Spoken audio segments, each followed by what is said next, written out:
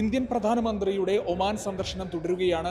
Oman convention and exhibition സെന്ററിൽ നടന്ന ചടങ്ങിൽ അദ്ദേഹം ഇന്ത്യൻ പ്രവാസി സമൂഹത്തെ അഭിസംബോധന ചെയ്ത് സംസാരിക്കുകയുണ്ടായി. അതിൽ തന്നെ ഏറ്റവും പ്രധാനപ്പെട്ട കാര്യം എന്ന് പറയുന്നത് ഇന്ത്യയും ഒമാനും തമ്മിലുള്ള വ്യാപാരവുമായി ബന്ധപ്പെട്ട കാര്യങ്ങൾ അദ്ദേഹം പരാമർശിക്കുകയുണ്ടായി.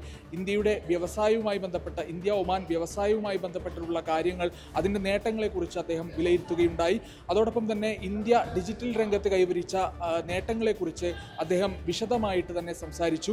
ഇന്ത്യൻ പ്രവാസി സമൂഹത്തിന് എല്ലാവിധ ആശംസകളും നേർന്നുകൊണ്ടാണ് അദ്ദേഹം മടങ്ങിയത്. ഇനി സുൽത്താൻ ഹൈത്തം ബിൻ താരിഖുമായുള്ള കൂടിക്കാഴ്ചയാണ് പ്രധാനമന്ത്രി നടത്താനിരിക്കുന്നത്. അതിൽ തന്നെ ഏറ്റവും പ്രധാനപ്പെട്ടത് ഇന്ത്യ സമഗ്ര സാമ്പത്തിക കരാർ യാഥാർത്ഥ്യമാവുമോ എന്നാണ് എല്ലാവരും ആകാംക്ഷയോടെ പ്രതീക്ഷയോടെ ഉറ്റുനോക്കുന്നത്.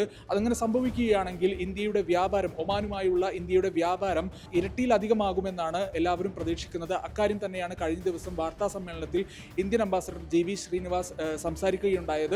അതുപോലെ തന്നെ സുൽത്താനുമായിട്ടുള്ള കൂടിക്കാഴ്ചയിൽ നിരവധി വിഷയങ്ങൾ ചർച്ചയാവും. പ്രധാനമായും പ്രാദേശിക അന്തർദേശീയ വിഷയങ്ങൾ. ഈ ഒരു പ്രാദേശിക അന്തർദേശീയ വിഷയങ്ങൾ ഇരുപക്ഷവും ചർച്ച ചെയ്യും. അതിൽ പരസ്പരം അഭിപ്രായങ്ങൾ കൈമാറുകയുണ്ടാവും.